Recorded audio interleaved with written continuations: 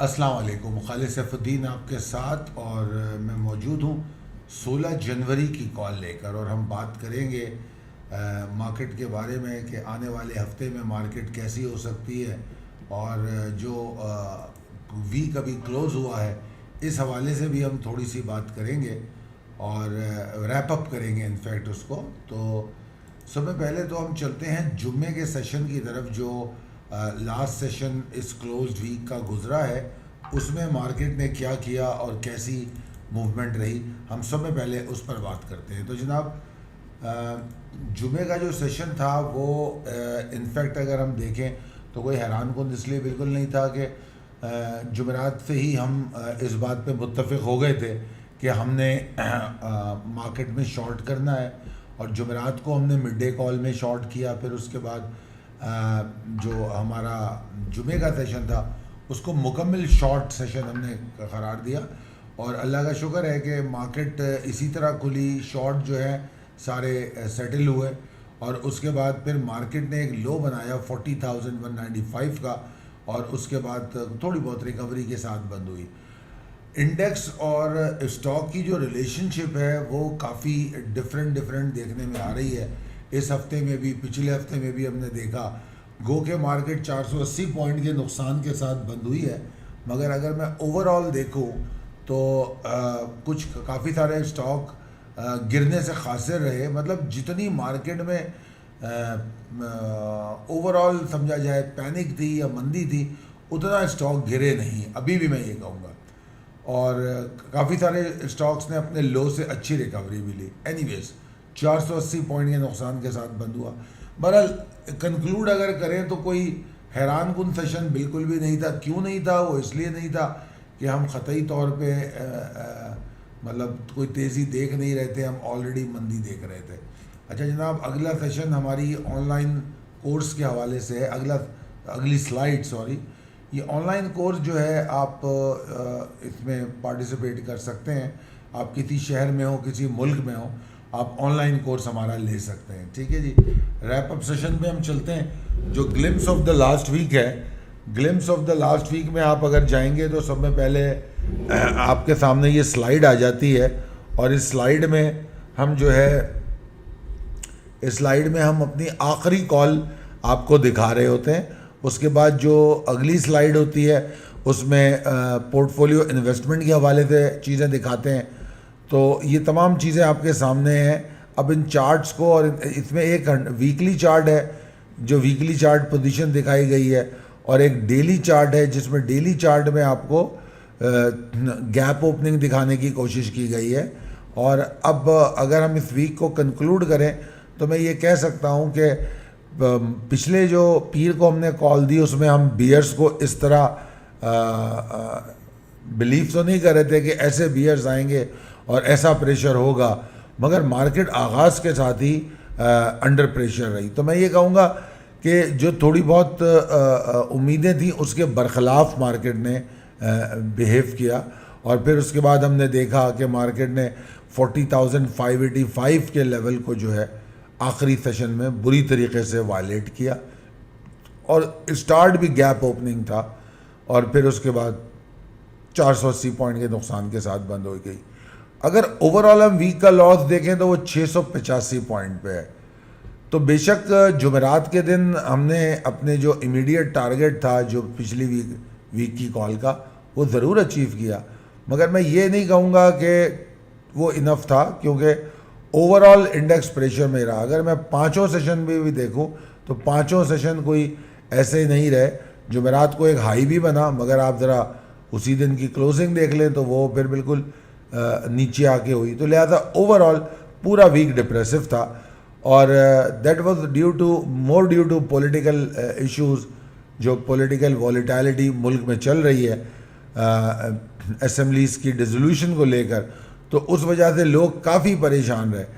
اب میرے پاس بتانے کے لیے بہت زیادہ اچھی باتیں تو نہیں ہیں، مگر اگر ہم دیکھیں تو مارکیٹ میں صرف یہ ڈیزولوشن آف اسمبلیز نہیں ہے، بلکہ جو معیشت کی پرابلم ہے وہ بہت زیادہ اہم ہے، اور وہ بہت زیادہ ہے. اس میں اگر ہم الگ الگ بھی کریں تو ایل سیز کا ایشوز چل رہا ہے، اس کو ہم اس کی وجہ سے چھوٹی چھوٹی کمپنیاں متاثر ہوئی ہوئی ہیں.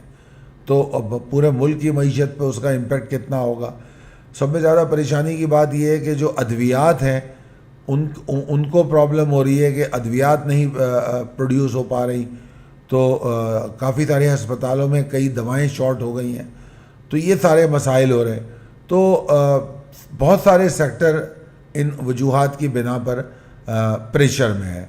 اب یہ جو ان ساروں کے علاوہ جو ایک اور ڈیمیج ہم دیکھنے جا رہے ہیں وہ مانیٹری پالیسی کا ہے. تو مجھے نہیں لگتا کہ مانیٹری پالیسی کوئی سافٹ پالیسی ہو جو معیشت کو استحکام دے.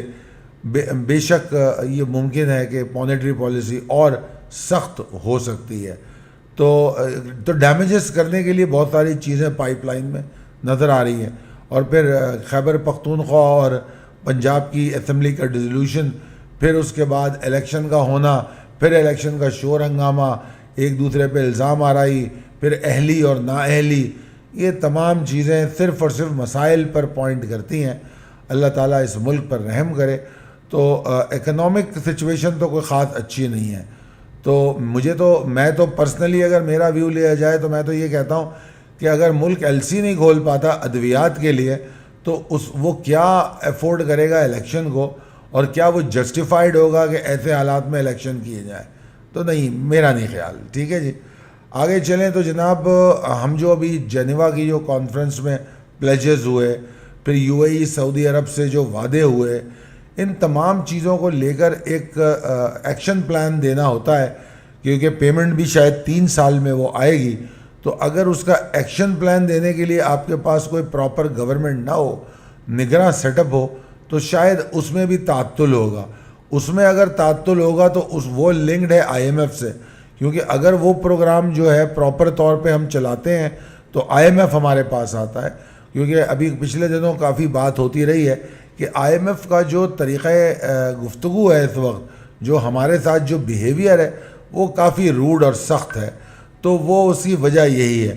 تو ابھی اس جنیوا کانفرنس کے بعد اور جو یو اے ای اور سعودی عرب کا وزٹ ہے اور چائنا کا وعدہ ہے ری اسکیجول کرنے کا, ان تمام چیزوں کو لے کے کچھ امید پیدا ہوئی ہے آئی ایم ایف کے لیے.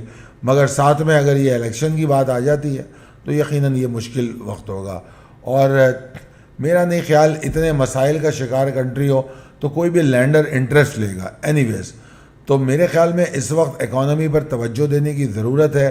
اکنامک مینیجرز جو ہیں, جو فائنانس منسٹری ہے, مگر بدقسمتی سے اسحاق ڈار صاحب نے صرف صبح تیزی دکھائی, آتے ہی جلدی کچھ کانفرنسیں کی, باتیں کی, اس کے بعد اپنا گھر ور کلیئر کرایا, اپنے مقدمات ختم کرائے, حلف لیا, اس کے بعد پھر وہ آرام سے بیٹھ کے سیاست کر رہے ہیں, معیشت پہ بات نہیں کر رہے. تو یہ انتہائی دکھ اور تکلیف کی بات ہے, کیونکہ عام آدمی شدید متاثر ہے, چاہے وہ آٹے کی پرائس ہو یا تیل کی پرائس ہو یا فیول کی پرائس ہو, کوئی بھی چیز ایسی نہیں ہے جو عام آدمی کے دسترس میں ہو. تو میرے حساب سے پاکستان کی عام عوام جو ہے اس وقت بہت مشکل میں ہے.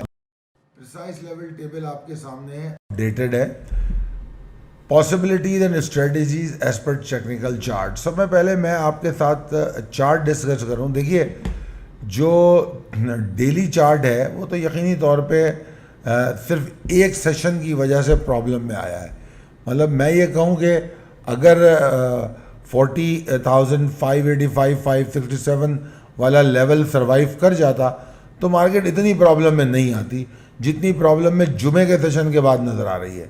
تو ایک تو بات یہ ہے. اور اگر میں ویکلی سچویشن کو دیکھوں تو یقیناً وہ ایگزاسشن پہ تو پوائنٹ کرتا ہے, اس میں کوئی دو رائے نہیں ہے.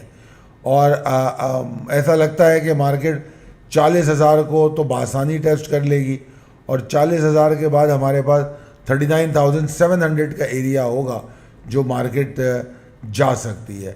اس وقت مارکیٹ 40,323 کی کلوزنگ ہے, تو 40,000 تو یقینی طور پہ کوئی مشکل بات نہیں ہے. تو 39,700 تک کا دماغ میں ہم کو رکھنا چاہیے کہ یہاں تک مارکیٹ جا سکتی ہے. اچھا جناب, تو کلوزنگ آف ویک اور سیاسی گہما گہمی, یہ دونوں چیزیں ریفلیکٹ کرتی ہیں کہ مارکیٹ میں پریشر ہے اور رہے گا. ٹھیک ہے جی. مارکیٹ اگر 40,377 کے نیچے ٹریڈ کرتی ہے منڈے کو تو یقیناً نیچے ہی جائے گی، اور اس کا پہلا سپورٹ 40,148 118 ہوگا، اور اس کے بعد جس طرح میں نے کہا یہ ایک اور سپورٹ ہے ہماری 40,042 اور 39,984 کی، پھر یہ اس سپورٹ کی طرف دوڑ لگائے گی. اور میں یہ سمجھتا ہوں کہ اگر یہ لیول ٹوٹے گا 40,148 118 کا تو تھوڑی بہت پینک تو آئے گی، اور پھر 40,000 توڑ کے پینک بڑھ سکتی ہے. ٹھیک ہے جی. مگر جس طرح میں نے ابھی تھوڑی دیر پہلے بتایا کہ 40,042 والی اور 39,700 والی یہ دو سپورٹ ہیں جن سے مجھے کچھ امید ہے کہ وہ مارکیٹ کو سنبھالنے کی کوشش کریں گی. ٹھیک ہے. مگر یہ بات تو سمجھ لیجئے کہ 40,377 کے نیچے صرف پریشر ہے. ٹھیک ہے نا، وہ پریشر تو چلے گا. اچھا جناب، اس کے بعد آگے چلتے ہیں. تو اگر جمعے کی میں بات کروں تو جمعے کو اگر کوئی آپ کو تیزی نظر آئی ہے تو اس کی وجہ صرف ایک ہے، اور تیزی کہہ رہا ہوں، جمعے کو جو آپ کو مندی نظر آئی ہے اس کی جو میجر وجہ مجھے نظر آئی وہ یہ کہ کچھ ہیوی ویٹس کی سیلنگ تھی. اچھا، اس میں ہمارے دو اسٹاک ہیں پی پی ایل اور او جی ڈی سی، جن سے ہم بدھ کو ایکسٹ لے چکے تھے، تو ان اسٹاک نے سب میں زیادہ پوائنٹ توڑے ہیں. ٹھیک ہے. اس کے بعد اگر دیکھا جائے تو پوائنٹ توڑے ہیں تو پی ایس او نے، تو یہ تین اگر اسٹاک کو لے لیں تو میرے دوست ایک کیلکولیٹ کر کے کہہ رہے تھے کہ 225 پوائنٹ صرف ان تین اسٹاک نے مائنس کیے ہیں. تو یقینی طور پہ، اور یہ جو پریشر ہوتا ہے مارکیٹ کا پوائنٹس کا، تو اس میں ایسے اسٹاک بھی پریشر لے لیتے ہیں جن کو کوئی ضرورت نہیں ہے خاص پریشر لینے کی، اور یہ بات کا مظاہرہ ان کی لو سے ریکوری میں نظر آتا ہے. جس طرح لو سے وہ ریکور ہوئے ہیں وہ یہ بات ثابت کر رہے ہیں کہ یار ہمیں اتنا پریشر نہیں چاہیے. تو لہٰذا مارکیٹ میں پوٹینشیل بھی ہے، مارکیٹ میں بہت سارے اسٹاک ایسے ہیں اس وقت، بہت سارے. میں اس لیے کہہ رہا ہوں کہ میں نے حیران کن طور پہ جب اسٹاک دیکھے، کیونکہ ہم نے کوئی پتہ نہیں 12-15 تو شارٹ کی کالیں تھی، تو بلکہ جمعے کو تو تھی صرف شارٹ کی کالیں. تو وہ جو شارٹ کی کالیں تھیں ان میں بھی کئی اسٹاک ایسے تھے جو نیچے تو گئے، شارٹ انہوں نے ٹارگٹ بھی وہ کیا، مگر ریکوری بڑی اچھی لی. تو بہرحال اس بات کو بھی ہم ذہن میں رکھیں گے. اینی ویز آگے چلتے ہیں. 40,438 اور 377 انگلش میں بتا دیتا ہوں. 40,438 اور 40,377 کا جو ایریا ہے یہ پری اوپن میں کچھ آپ کو ریزسٹنس دے سکتا ہے. دیکھنا یہ ہے کہ پری اوپن کے بعد مارکیٹ اس کے اوپر رکتی ہے یا نہیں. اس کے اوپر نہیں رک رہی تو پریشر کنٹینیو کر رہا ہے. یہ بڑا سمپل فارمولا اگلے سیشن کے لیے بنا لیں کہ 40,438 377 کے اوپر ٹریڈ ہو رہی ہے یا نیچے ٹریڈ ہو رہی ہے. نیچے ٹریڈ ہو رہی ہے پریشر کنٹینیو کرے گا. 40,148 118 تک سیدھا سیدھا چلا جائے گا. اس کو توڑے گا تو پھر پینک بھی لینا شروع کر دے گا. آپ کو والیوم اور فورس سیلنگ بھی نظر آئے گی. تو جناب میں بلز کا کمفرٹ لیول تو مارکیٹ میں بھی دیکھتا نہیں. اگر میں کمفرٹ لیول کے بارے میں بات کروں تو مجھے 41,000 کے اوپر نظر آتا ہے وہ. تو یہاں سے تقریباً 700 پوائنٹ کی دوری پہ ہے، تو کافی بلز کو ایفرٹ کرنے کی ضرورت ہے. تو اس وقت مارکیٹ جو شارٹ ٹرم ٹریڈر کو ریکمینڈ کر رہی ہے وہ کر رہی ہے شارٹ یا شارٹ آن اسٹرینتھ. ٹھیک ہے جی. اور اگر آپ لانگ ٹرم اور میڈیم ٹرم ہولڈنگ کی بات کرتے ہیں تو پھر آپ کو سلیکٹیو اسٹاک میں ٹارگٹ انٹریز کرنی چاہیے. جس طرح ابھی میں نے تو کچھ دیر پہلے قبل یہ کہا کہ بہت سے اسٹاک ایسے ہیں جو قطعی طور پہ کنونس نہیں ہیں گراوٹ سے، تو وہ جو اسٹاک ہیں وہ بیسیکلی باٹم کر رہے ہیں. گو کہ یہ وقت بڑا مشکل ہوتا ہے کہ کوئی آدمی بڑا آرام سے کہہ دے کہ بس جی مارکیٹ نے باٹم بنا دیا.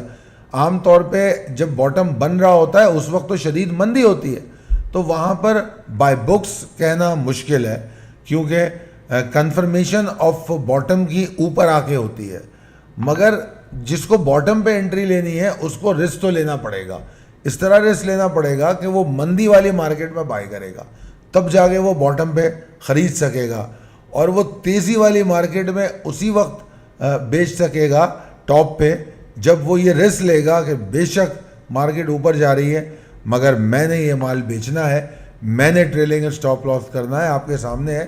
اگر پی P L O G D C مزید 2-3 دن اور گر جاتے ہیں تو یقیناً پھر بدھ کو ایگزٹ لینے والے مجھے ضرور دعائیں دیں گے. بہرحال تو market is supporting short and short traders for short term entries and target accumulation in selective stock for medium to long term traders. تو جناب یہ تو تھا حالات, اور جس طرح میں نے بتایا میں کوئی بڑا ڈیزاسٹر, میرا مطلب ہے کہ کوئی اگر یہ کہنا چاہ رہا ہے کہ مارکیٹ یہاں سے 32,000 ہو جائے گی, 34,000 ہو جائے گی, مجھے فی الوقت ایسی کوئی سچویشن نظر نہیں آتی. مارکیٹ میں گراوٹ ہے, پریشر ہے, تو اس میں سپورٹس بھی ہیں, ریکور کرنے کی امیدیں بھی ہیں. اگر ہم اپنی اسٹریٹجیز کو درست رکھیں تو ہم اس مارکیٹ میں بھی پروفٹ کر سکتے ہیں. اچھا جناب, اسلام آباد میں ہم ایک فری سیمینار کرنے جا رہے ہیں, اور یہ جو ورکشاپ ہوگی اس میں ہم آپ لوگوں سے بات کریں گے, آپ کے سوالات کے جواب دیں گے, آپ کے ٹریڈنگ کے مسائل کو سنیں گے, ان کے جوابات, جو سلوشن ہم سے ممکن ہوا ہم دینے کی کوشش کریں گے.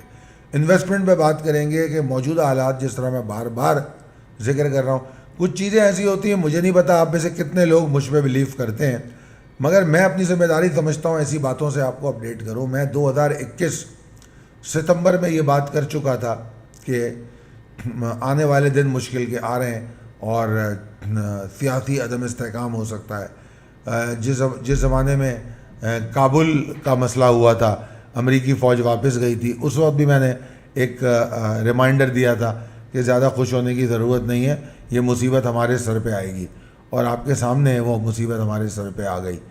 تو اس طرح بہت ساری چیزیں ہوتی ہیں انویسٹمنٹ کو لے کر بھی, جو انسان کو آگے دیکھنا چاہیے کہ آگے کیا نظر آ رہا ہے.